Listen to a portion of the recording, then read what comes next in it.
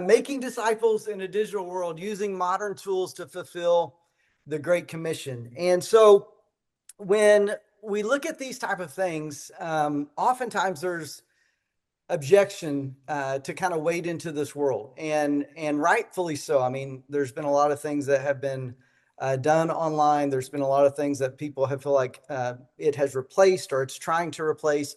And so I think we have to be not only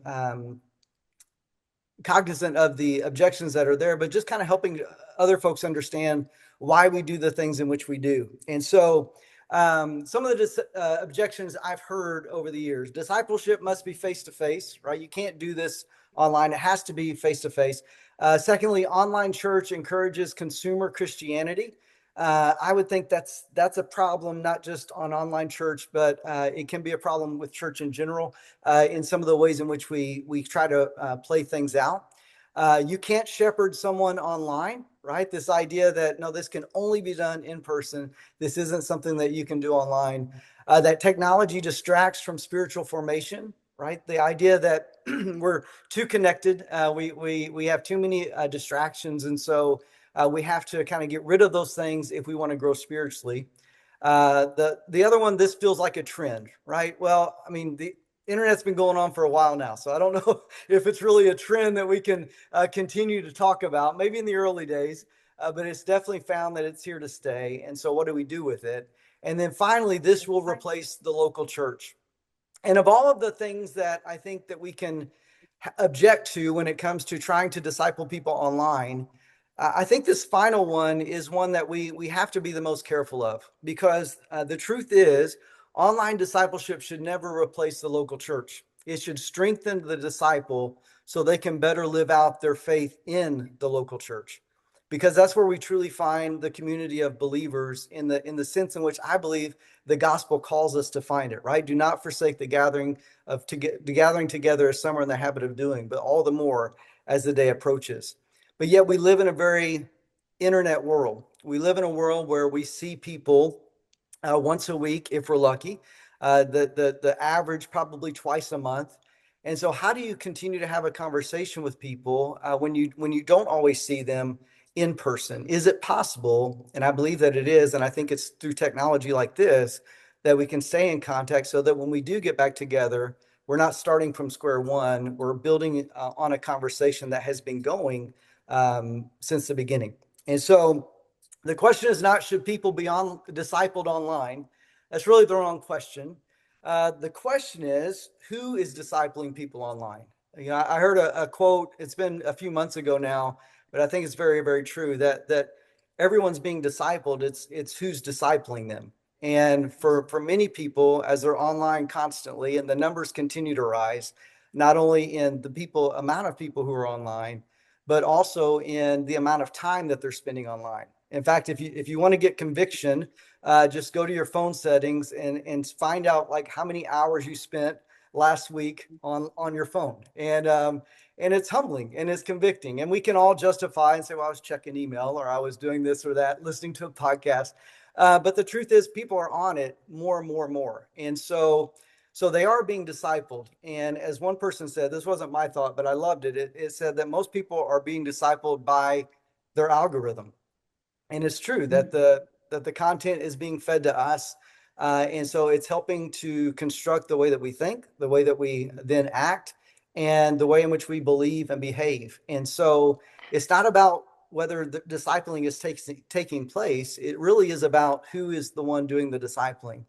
And since we have the good news of Jesus Christ, since we have the Holy Spirit within us that has called us to go and to make disciples, we realize that the mission has never changed, right? Therefore, go and make disciples of all nations, baptizing them in the name of the Father and of the Son and of the Holy Spirit, and teaching them to obey everything I have commanded you. And surely I am with you always, to the very end of the age.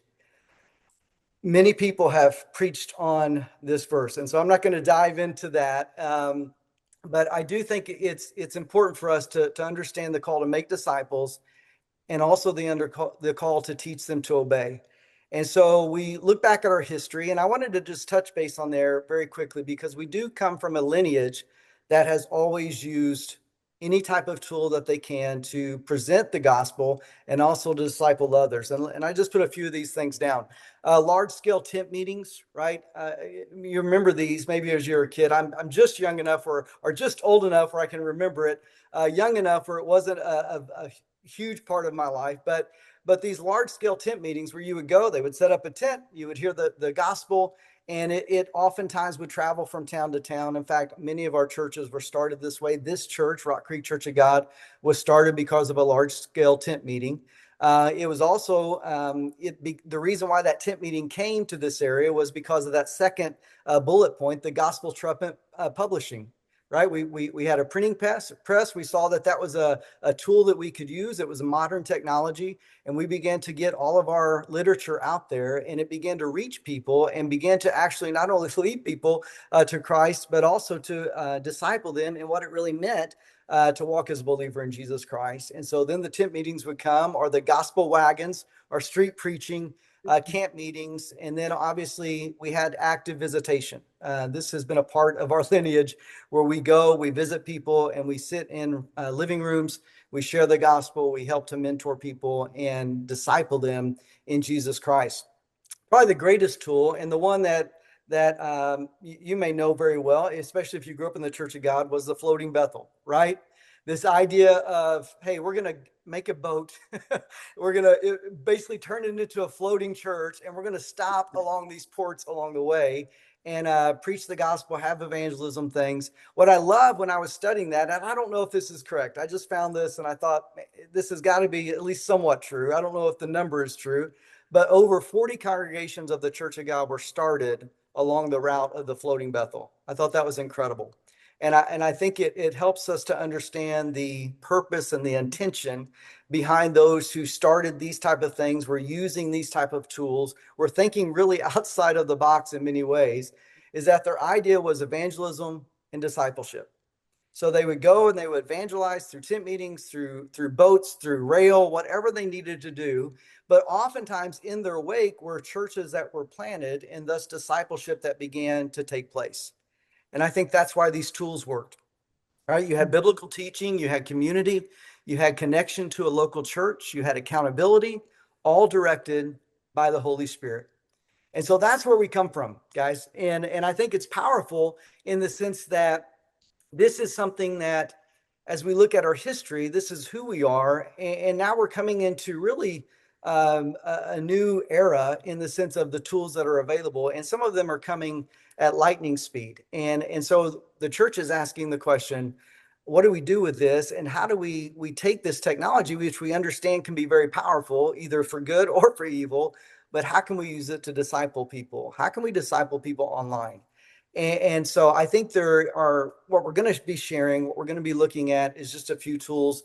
I'm not going to be diving in the weeds of these tools or how you can build these type of tools. I will reserve that to private conversations because I love to geek out about it, but it can become so much and so overwhelming. And so I really want us to get to just the heart of, if you're going to try to disciple people online, there should be some building blocks along the way that help make up whatever it is that you're doing. And that can be a wide variety of things. And so I've seen churches that are using their Facebook pages, right? They're trying to have an interactive experience with people. I just saw that this past week. They're encouraging people to text in or to message, and they'll answer those questions during the midst of time because someone can't get there in person. I've seen people use text messaging. I've seen people use email. I've seen every type of tool that you can imagine trying to be used to disciple people.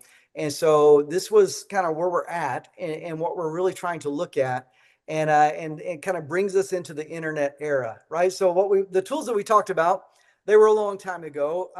In about 2000, things began to really change. That we saw churches began reaching people online. This was different. We had television ministry, we had radio ministry, they had processors for that. But for the first time, people were reaching people online, and they began to ask the question, how do we disciple people digitally? Right? So how do we not only evangelize to people and put out great information and great gospel truth, But then once someone decides to follow Christ, what do we do with that? And the very first group that I really saw doing this well with intention, and y'all may correct me, but I remember in the early 2000s, I don't know if you remember, but Life Church Online began to have their first worship service. Now, I had seen sermons online. I had seen different talks that were online, even in the early days of the internet, but I had never seen a full worship service. I had never seen where, I mean, it was almost as though they had prepared to do this online, which they had, and they had prepared this experience. They had a button where you could raise your hand if you had gotten saved. I remember this when I was very first watching that. I was blown away. It was early 2000s. I'm watching this on my phone in a parking lot in Edwardsville, Illinois, and I couldn't believe what I was seeing. I mean, the worship was incredible. The preaching was great. And then there's this whole chat that's going on the side of my phone of people who are talking from all over the world and engaging in this service. I forget how many people were online that day. It was like 200, 300 people. And, but I remember that when the altar call came, what we would call the altar call, that the gospel was presented and that there was a hand that was raised. And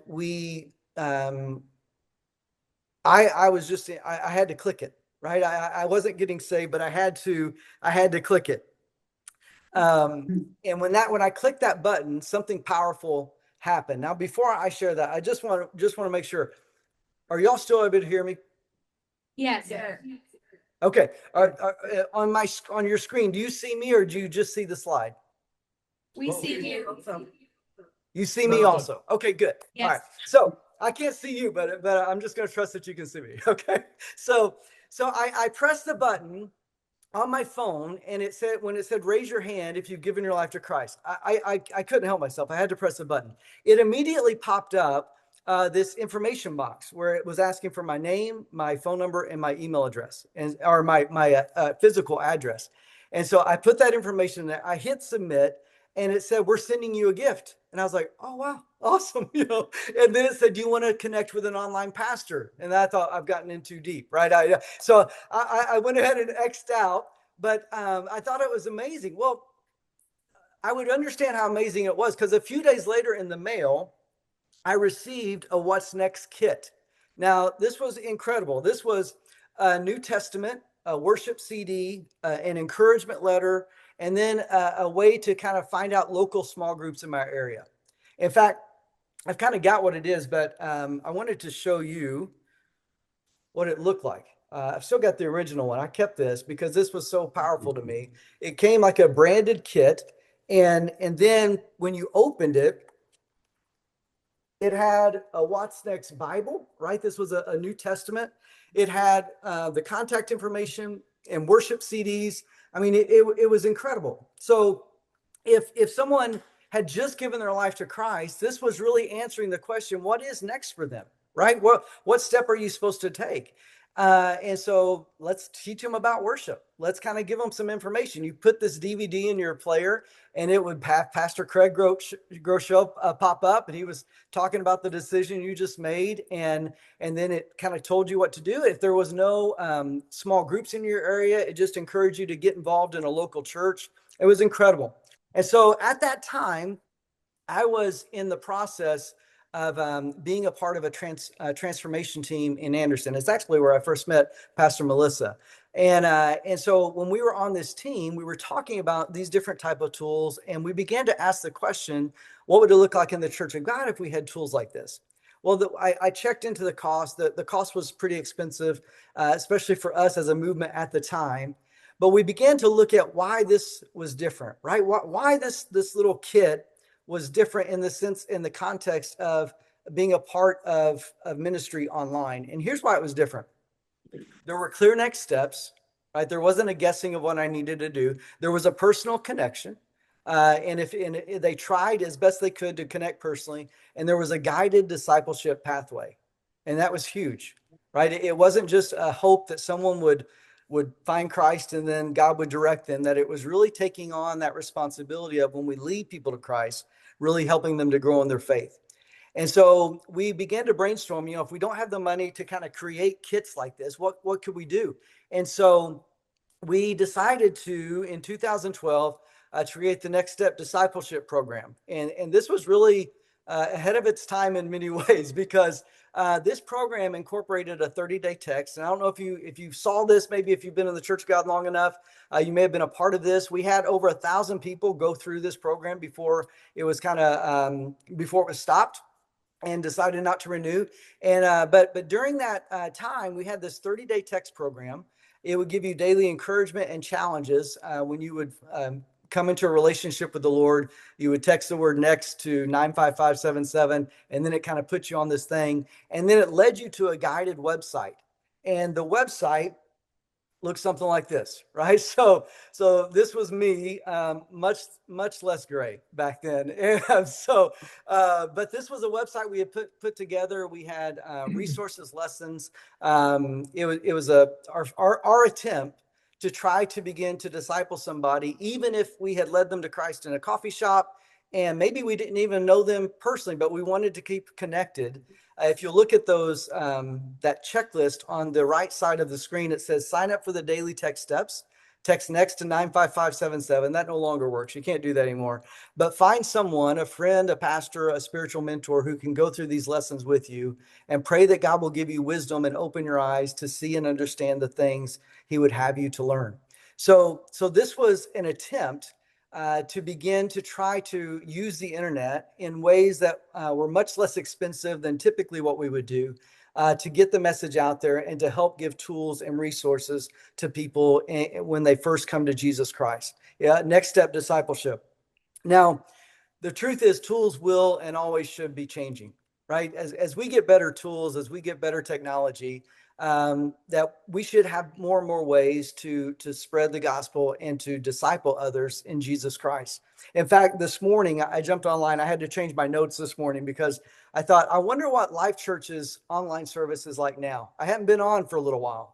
Do they still have the raise your hand button? What is that like? So I jumped on this morning, me and 810 of my friends, right? There was 810 people online this morning watching Pastor Craig from all over the world. And sure enough, at the end, he gives raise your hand if you've accepted Jesus Christ. It wasn't in the way in which it used to be, which would pop up at the top of the screen. It was actually within the chat.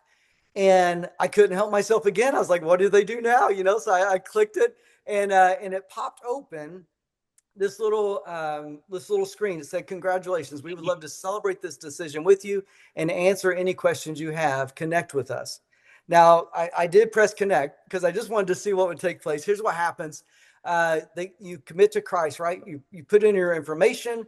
They want to not only celebrate with you, but they want to send you some tools. They wanted to, you consent to receiving text messages, right? And so they're going to be, my guess would be, they're going to try to follow up. They're going to be walking with you in these early stages that are so important when you first give your life to Jesus Christ. And they're going to begin the discipleship process from the very first moment that evangelism has done its work, that you've accepted Christ, and that you're walking in new light. And so I think it's powerful because their mission hasn't changed, right? This idea that we're all called to go to share the gospel, to share the good news, and to teach others. And Life Church is trying to do it in the best way that they can. Now, important question. Is our online ministry simply teaching information about Jesus, or is it helping people follow and obey Jesus? This is huge because we can easily allow the internet to just become an information hub, to where we're just putting our sermons out there, any resources we have out there, but there is no conversation that's taking place, and we're really not helping people understand how to follow and obey in a more practical way that would give them step by step, right? We're just hoping that something will happen, that God will do what God does, that he'll bring people into their lives. But what if we thought of it a little bit differently? What if whatever we were putting online, it really was going through a filter of, how is this helping disciple our people? And not just in certain things, but in all of their life. How is this helping draw them closer to Jesus Christ? Because here's the truth: the people aren't starved for information; but they are seeking transformation. And this is why so many people are online for so long, is that they're not looking for more information. They're trying to find something that will bring life and life abundantly, whether it's a new way to do business, whether it's a new opportunity to make money, whether it's a health thing that they're trying to get their bodies back. I mean, you get caught in these algorithms, and you just find yourself constantly seeking. And so it's not information that people are starved for, but they're seeking transformation. And so we know that that is only going to be truly found when it's found in Jesus Christ. So content alone doesn't make disciples, right? We must understand what steps we are asking people to take. And so when we look at all of our ministries, and at the end of this, I want to give a chance for you to ask questions and maybe even just share with the room what are some of the things that y'all are doing. Hopefully, these conversations will kind of continue as you go throughout the day. But as I look at biblical discipleship, I see three things that it definitely requires, and that's teaching obedience, right? Matthew 28:20. It's encouragement, encouraging one another, Hebrews 10:24 and 25. And then it's also accountability. The verse I love, that iron sharpens iron, right? Proverbs 27:17. And so when we begin to look at discipling as kind of having these elements into it, teaching obedience, encouragement, and accountability, what we begin to see is that there's a new approach when it comes to getting our ministries online. That there should be a way that we're always connecting them back to the local church. So there should be a way that we're always bringing them back somehow, some way into the fellowship of believers. And that can start out big, right? It kind of starts as the crowd and then begins to, as that relationship develops, we can bring them closer and closer in to the core and helping them to get involved, get engaged, using their gifts, understanding what that looks like, but most importantly, just giving their life to Jesus Christ. So this new approach, guided digital discipleship, daily growth, practical challenges, community connection. These are the type of things that I've just been wrestling with constantly. I've been in ministry now for a long time, and I see the internet as a powerful tool, but it's always going through my mind. How can we use that to better connect? How can we use that to not just get people in our church, but really help them to grow in their faith? Even those who maybe there aren't consistent with their in-person fellowship. Is there any way that we can stay connected with these people instead of just hoping that we see them? And so that started something for me this past fall, and it was something that kind of came to me. God opens doors sometimes, and we don't really know where we're going, but we just know that God has opened it, and so we begin to walk through it. And I love to work out. I work out at a local gym here, and I've gotten to know the guys there very well. And the manager came up to me this past fall and he said, "John, we want to do a Bible study after leg day." I was like, "That sounds awesome, man. When you tell me when, I'll come." And he's like, "Well, actually, we want you to teach it because you're a pastor." And he's like, "I can't teach it. I don't know this stuff." But he said, "I think you could teach it." And he said, "We got a lot of guys that, I think we can get them here, but they don't even know Christ. And so, or they're very new to the faith. Some of them have never even had a Bible." And he's like, "Would you be willing to do it?" I said, "Definitely." And he said, "So you pick out the material. Let me know when it's going to be. We'll start it off." I'm like, "Oh, okay." And so I began to pray about, God, what do you have? What do you want me to talk about with these guys? And I remembered when my son turned 13, my oldest son, he's 21 now, just got engaged. So excited, right? But he's 21 now. When he turned 13, I took him on a very special trip, just he and I. We were going to have the talk. But I thought, I've got to have this in a way that it's not just about one subject, but it really helps him understand what it means to be a man of God in a way that as we have conversations in the coming years throughout his lifetime, that we can always kind of come back to this basis where when we speak these words, we know what we're talking about. And so we began way back then what became the All In Brotherhood, right? Love the Lord your God with all of your heart, with all of your soul, with all of your mind, and with all of your strength. Mark 12:30. And so I took Elijah, he and I went out. I've since done this with my youngest son. He just turned 13 this past year. But we talked about, what does it mean to love the Lord with all of your heart? What does that even look like from a stewardship perspective? What's it mean to love the Lord with all of your soul, with all of your mind, and with all of your strength? And so the talk, it fit in to this conversation, but it wasn't the whole conversation. In fact, it was much larger than that when we realized that we're not an owner of anything, but we are simply stewards of what God has given us. And one of the things, the greatest things that he's given us is life. And so as he's given us heart, soul, mind, and strength, how do we truly give all of that in honor and glory to him? And so I kind of took what had started and been birthed many years ago and kind of took that understanding of some of the things that we had learned along the way. And we created this all-in brotherhood. In fact, I uh, I did a workbook. So they told me to put material, and I was like, I can't find the material that I'm wanting. I'm wanting to the challenge guys not only spiritually, but these are a bunch of guys that love to work out. I want to talk about working out. I want to talk about a lot of these things, and so it just kind of led to kind of creating the own workbook through the book of Mark. And so as you would go through this every day, there was different things that were going on, and different Bible readings, different soul challenges, different physical challenges, and we would meet together, and we would talk as a group. We would go through how was the week, what went well, what didn't go well, how were your challenges, did you hit up with them, did you not? Well, what was going on in person in Hueytown, Alabama, I had a couple of guys find out what I was doing online, and they said, hey, could we do this even though we don't live there? Can we do it online? I was like, yeah, let's do it online. And so we made the book digital. We sent it out to everybody who wanted to be a part of it. There was no charge. And then every Sunday we would have a Zoom call, and we would just go through the week and say, hey man, how was your week? We all were reading the same thing. We all had the same challenges. It was like, how'd you do, with this? How'd you do with that? And so those conversations on the Zoom call every Sunday began to be something that it was accountability began to get baked in, and encouragement began to get baked in, and all of the things that we talk about that discipleship is supposed to be, it was present and it was powerful. And so the goal was to help men grow into fully devoted disciples of Jesus Christ.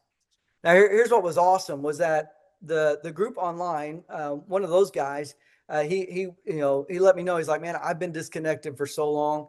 He's like, this has finally got me reconnected. He's like, I wish you were close by. I'd come to your church, but I'm gonna find a church. I'm gonna begin to get engaged, and because this is where I need to be. This is what I was lacking in my life. Well, one of the guys from the gym, he told us on the last time, he's like, you know what? I've never read a book of the Bible fully through. He's like, these last 8 weeks, I actually read the book of Mark. He's like, it was incredible. And so we're getting ready to launch another all-in Bible study coming up. But it led me the last 3 months to create something that I thought I've got to have a process to keep with these guys, because I can't just let it be from Bible study to Bible study, because I don't have the time to create a Bible study back to back to back to back. And so what I did was I dove into creating an app, and again, you may do things a little bit differently. I wanted to share this with you today because it may be helpful in your ministry, especially to men. A lot of the women in my life was like, hey, what about us? And I apologize, but what God opened the door to me was to a bunch of guys. And so I wanted to continue walking down that road. I told my daughter, who's 16, and she was very upset that this wasn't for her. I said, hey, if this goes well, I promise we'll make an all-in sisterhood, right? We'll make a version just for women. But as we've been walking through it, it's been really neat to see, as it's been in the trial stages, of that 21-year-old son of mine calling me just last week and it's like, man, Dad, thank you so much for this app. I open it every day and it keeps me on track. And kind of in my mind, when I was growing up, when I was 16, my utmost for his highest was that little daily devotional that I would use every day. You get me in the word, get me a spiritual thought, but it only really talked about my spirit, my soul. When I look at heart, soul, mind, and strength, oftentimes we don't really know how to give all of those things to God. And so it's because of that. That was kind of the motivation, the birth behind what I'm currently doing right now through our ministry and through our men's ministry, all in, right? Heart, soul, mind, and strength. And in fact, if you want to, you can scan that code and it's going to take you to the home screen for all in. And you can use a promo code there. The soul portion of all in is always free. And so I never wanted there to be anything to get in the way of a guy just going through the Bible studies or trying to walk that spiritual road. The heart, the mind, and the strength elements of this app, all of those, because of the things that are going on in the background, it costs money to use the app, and so there's a reason why there was a cost there. But if you use the promo code all in 30, then what this is going to do is going to give you 30 days free. So you can kind of look at this, maybe get some ideas for your own ministry, or maybe say, hey, man, this is something that we could do, we could be a part of. But however it is that you use it, I just wanted to kind of show you some of that, and we'll walk through that here in just a moment together as a group and as on the screen. And so right now, let me break right there and just say, do you have any questions before we dive in? And I want to show you what I'm doing in order to try to help people get discipled online. Do you have any questions about where we're at currently?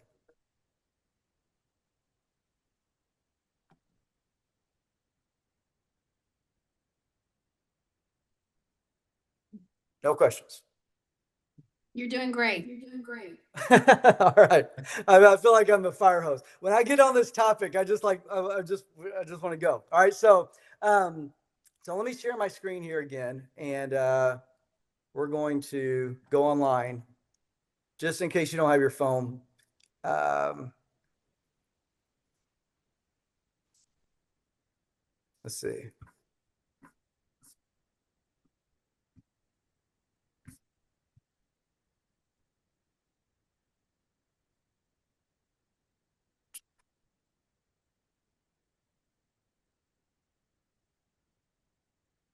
Okay, can you see anything?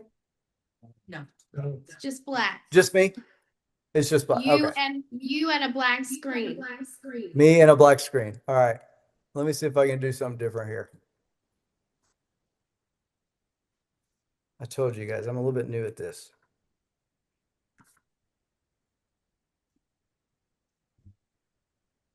While you're doing that, let me just ask, can you all see the potential for this kind of discipleship? Regardless of whether people come to your church. Huge, right? Yes.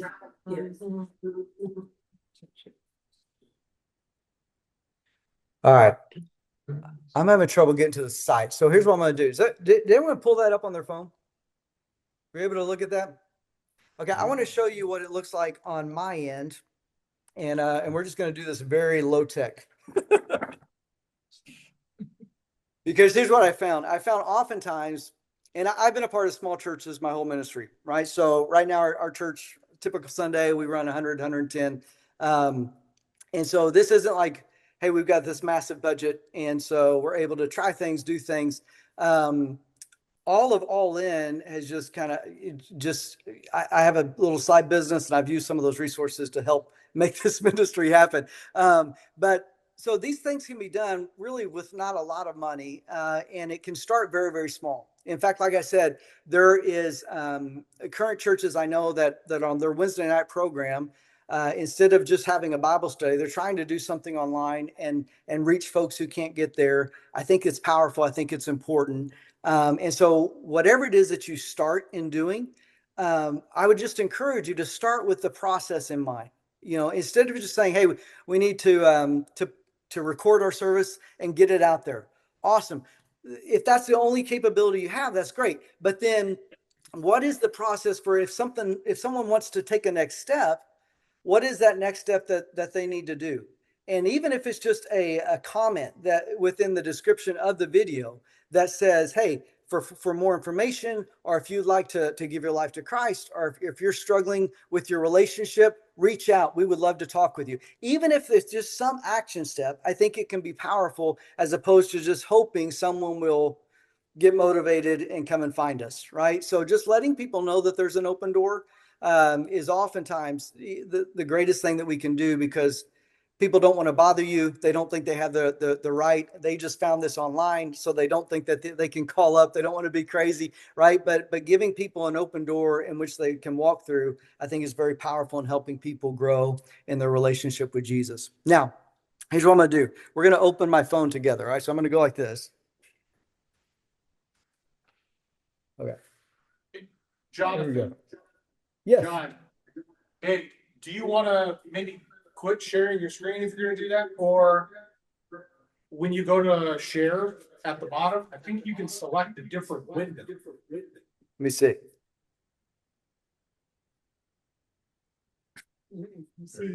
All right, so there you are. Real big again. Button zoom at the bottom. See where it says share screen? Yes. Yeah. And you should be able to hit that up arrow. And then Okay. Let me. yeah, Yeah, that's it. and then select a different tab. There you go. You got it. We're here. We're there. Okay. aren't you? Awesome. All right. So you see the all in screen, right? Yes. Yes. Okay. So a daily blueprint for men who want to live all in: heart, soul, mind, strength. Now, when you go to start your journey, and we can go through here, we see like what it means. So heart, forge deeper relationships, lead your family, love your people, build bonds that sharpen you. Soul, anchor your identity in the word, pursue spiritual maturity, and guard your soul against compromise. Mind, sharpen your thinking, build wisdom for business, finances, every decision that shapes your legacy. And then strength, discipline your body, train hard, eat right, honor God with the physical vessel he gave you. And so that's what this app tries to do. All right. So it tries to equip men to steward well. So there's personalized daily challenges across all four pillars. And the reason why I say they're personalized is because, like for my son who's 14, or he's getting ready to turn 14, he's not in the same stage of life that I am. So his challenges are going to be different than my challenges as he goes through this program. As he onboards onto the system, then it takes where he is and it makes the challenges fit his age category. And so when I get heart challenges, a lot of my heart challenges are going to be towards my wife and towards my kids, because I've let it know as we've gone through the onboarding that I'm married and that I have 3 children, right? For Luke, when he onboards as a 13-year-old, then it knows that he's a student. It knows that he's homeschooled. It knows that, those type of things. And so his challenges are going to be different than my challenges as a 14-year-old. And same with my 21-year-old, right? So it knows that he's in college. It kind of knows that stage that he's not married yet, but he's engaged. It knows those things as he's going through it. And so it begins to tailor these things to that person, to that individual, which I think is so powerful. So that whether you're 14 or whether you're 74, right? You're going to have challenges that fit the lifestyle in which you're at, the stage in which you're at. And then what's cool is that within the app, you can change. Like when my son gets married, he can go into his profile, he can check that he's married now, and then it's going to show a different type of challenges for him than he's seen in the past, because his relationships and his heart has changed. There's a Bible year in a year reading plan. It kind of walks you through, and I'll show you that here in just a moment. There's fitness coaching, meal tracking. That was a really cool development that we were able to put in there.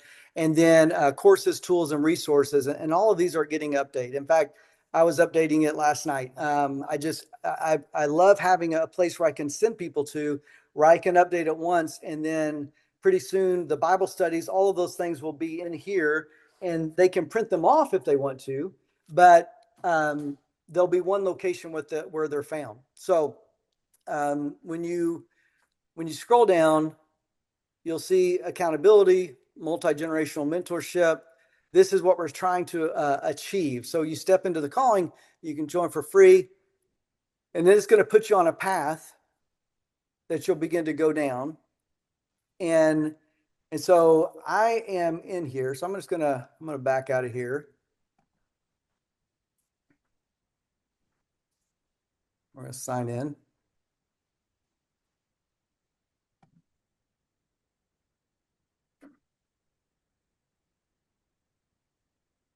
And so once you're signed in, this daily blueprint becomes custom to you. So my blueprint, although there are some similarities, like the daily encouragement is the same across the board. This daily encouragement, it changes. There's a different Bible verse, encouragement verse every day. If I want, I can share this online. I can post it to Facebook. I can do different designs, that type of thing. But again, I just wanted to give guys, especially guys that are newer in the faith, a way to share their faith in maybe a way that's a little less intimidating. And sometimes even those daily encouragements can be that method. There's the daily meditation, and so I can switch the book that I want to read through. Right now, we're going through Romans within our sermon series and with our Wednesday night. So I've been reading through it throughout the last few weeks, and then we can read now, and the Bible will show up there on the app. At the end of that, you can dig deeper if you want, because if you're not quite sure what you read, a lot of the times when I was meeting with guys, especially those again that were newer to the faith, we would read things, but they really didn't understand what they were reading. And so we were able to talk with them when we were in person. But what do you do when you're not in person? And so we gave some commentaries here to help them understand. And when you click these, it will open up all of the commentary for that. I had one of the guys say, hey, can we have it read to me? Like, I'm not a great reader. Can we read to it? So we added this. So we began to, just again, try to work in tools, working within our budget, right? That can get very expensive very quick. But we did what we could. If a guy has never had a daily meditation plan, then if he hits guide and tells it like, I've got 15 minutes this morning, it's going to lead him on his phone on through this time of devotion. So the timer is going to go off for the next 2 minutes or whatever. You're going to sit in stillness. When that timer reaches 0, he's going to hear, and it's going to go to the next thing, to read the word. Read it slowly. Read it out loud if possible. Listen for a word or phrase or truth that stands out. Don't rush. Let the word speak to you. Again, if he's not a great reader, he can read it here. If he doesn't have his Bible, and he can have it read to him if he struggles with reading. We go to the next one. Reflection. Repeat the word or phrase that stood out. Ask God, what are you saying to me through this? Meditate on how this applies to your heart, decisions, or family. And then response. Share openly with God your fears, joys, needs, or burdens. Pray for others. Ask for guidance, strength for the day. End with thanksgiving or surrender. And then finally, that surrender piece. Sit in silence for a final moment. Ask God to go with you into your day. Declare this truth. I am not alone. God is with me. Emmanuel.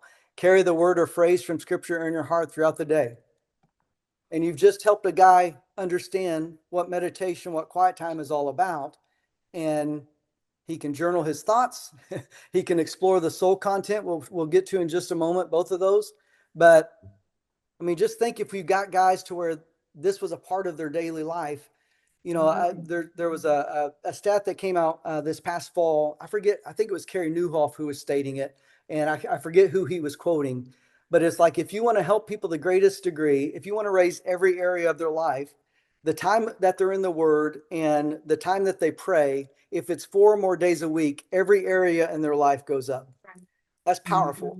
And so we oftentimes we want to try to fix all of these other elements. If we would just get people in the Word and get them praying, a lot of those things would begin to fix, because God would begin to direct that individual. This is our daily challenge, right? So again, this is unique to me because I'm married with kids. And so when I look at my heart challenge for today, it says learning helper, help with homework or a learning project without taking over. So if you got kids, it's kind of challenging to that. Now, sometimes you're like, well, this doesn't really work for me, or maybe I already did that today. And so you can choose another one. You click this little arrow. Bedtime blessings. Bless your children with words of affirmation before bed.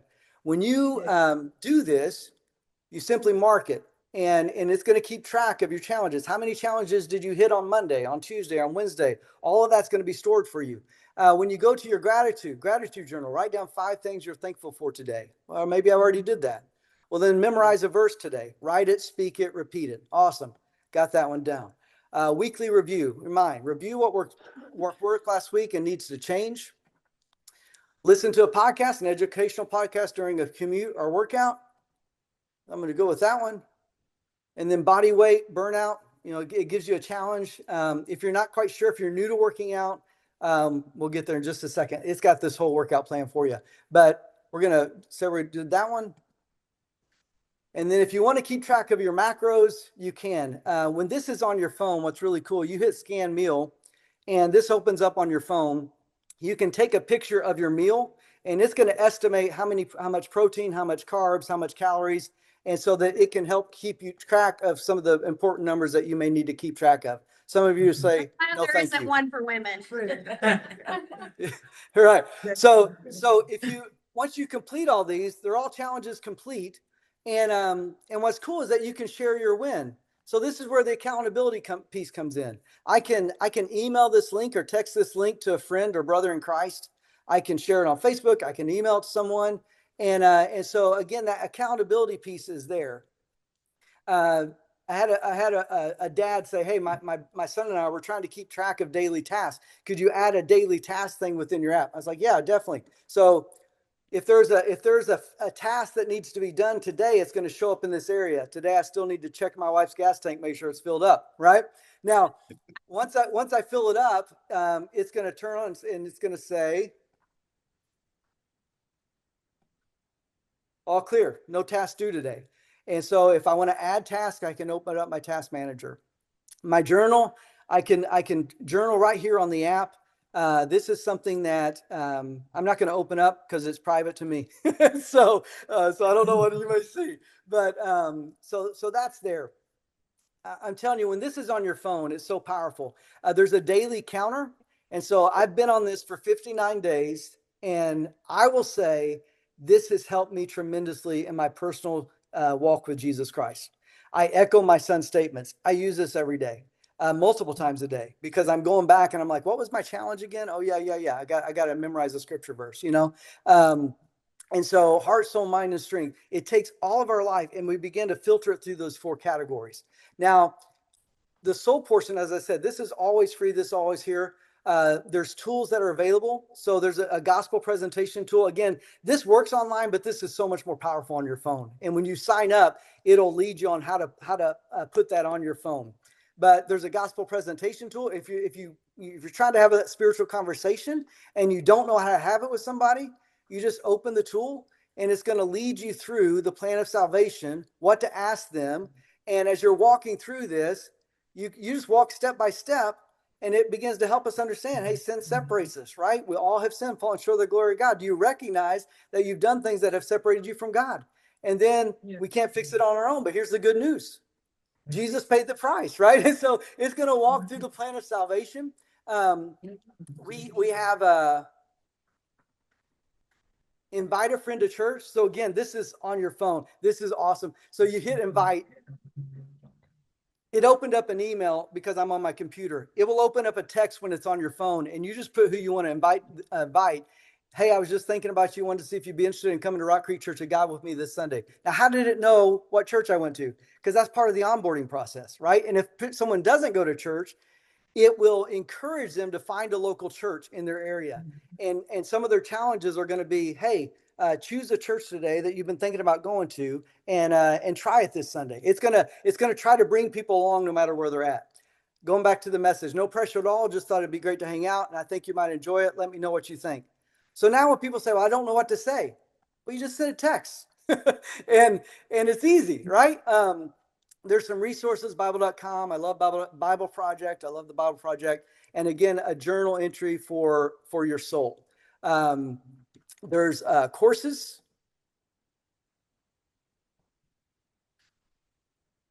Look what we got. Next Step Discipleship. So that course that we lost years ago, it's back. And so when I begin that course, and I'm going to be updating the videos because my wife's like, you look way too young there. All right, so I'm going to update the videos. But it's all of that resource is here. So I can start a 30-day challenge. All of the challenge that used to come to people via text, now it's going to show up on my daily blueprint page under soul, and it's going to walk me through that challenge for the next 30 days, and then it'll switch back over to where we were before. But it has all of the information that we have, what it means to be saved, how to use the scriptures, pray as you go, blessed assurance, you and the Holy Spirit, you and your church, all of these things. How are we doing on time? We still okay? I'm not 100% sure. We have to be back in the sanctuary at 3:30. Okay. I tell you what, let me just show you one last thing under strength. So under strength, like I said, it's got, you can create your weekly program. You can keep track of your, what you eat. If you want to start a workout, it's going to give you a warm up. And then if you want to skip the warm up, you can. And then it's going to not only give you the exercise to do, but it's going to keep track of your sets. And when you complete it, it's going to give you your rest time. Once the rest is done, you go to the next set. This was what the guys loved, right? And then if you're not here, like my doctor said, I can't deadlift. Awesome. Let's look for an alternative. How about trap bar deadlift? What's that look like? All right. So we can go through and we can find different alternatives that will bring us through this. And then we can keep track of our progress. When it comes to eating, there's different things. The meal scanner is the coolest one, I think. But there's also a fast food guide. So if you find yourself at a restaurant, like say you're at Chick-fil-A, what's the best for muscle building? Because it knows I want to build muscle because I look like a little kid, right? So I want to build muscle. So what's the best thing at Chick-fil-A? Well, I click there and it's going to show me grilled chicken plus side of fruit sandwich, right? It's going to give me the best option for every restaurant that I'm at, the top 20 restaurants in the United States. And if I have a question, I can ask a question and I'm sore. Should I still be working out? There's a question here in the room, Jonathan. Yes. Yeah, so is this strictly like an outsourcing online discipleship tool, or is there like a partnership that you have with churches that allows it to be integrated within the church? Right. So this is something I created. And when you come here, what you can do is you can go to community and I can create a group. And so a church could create their own group, name their group, invite people to it, especially within a men's ministry or whatever. And they could find that they would be the only ones who could see this group. They could have communication within this group and it would help them personalize this for them. Does that make sense? So I've got two groups right now. I've got the Band of Brothers. That's a couple of my family members, and I got Rock Creek Men's Group, right? That we've just started. And so this was a guy who's over a men's group. I'm kind of casting the vision for him, and so this is a way that churches could take it and really personalize it for their own context. What's the price point on that? You can get this. It's for everything. It's $4.99 a month. $4.99. Yes. Thank you for the clarification.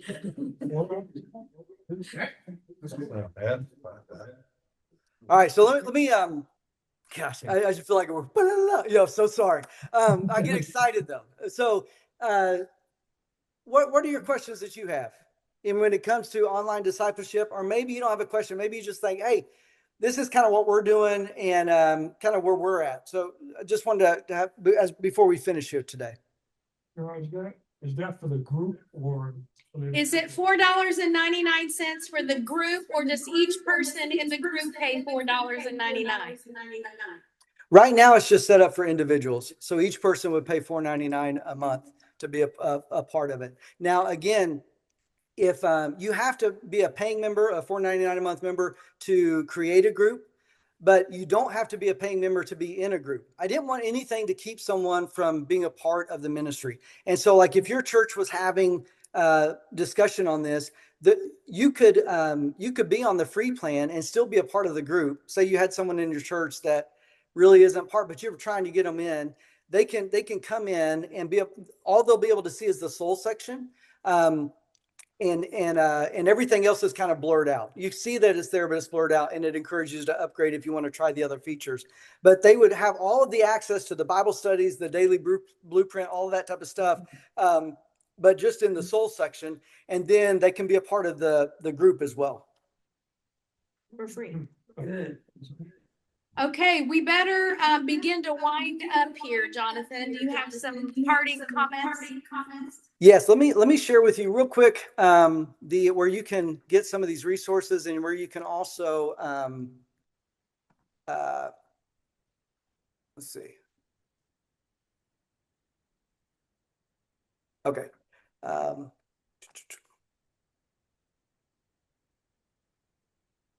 oh no. I'm so sorry.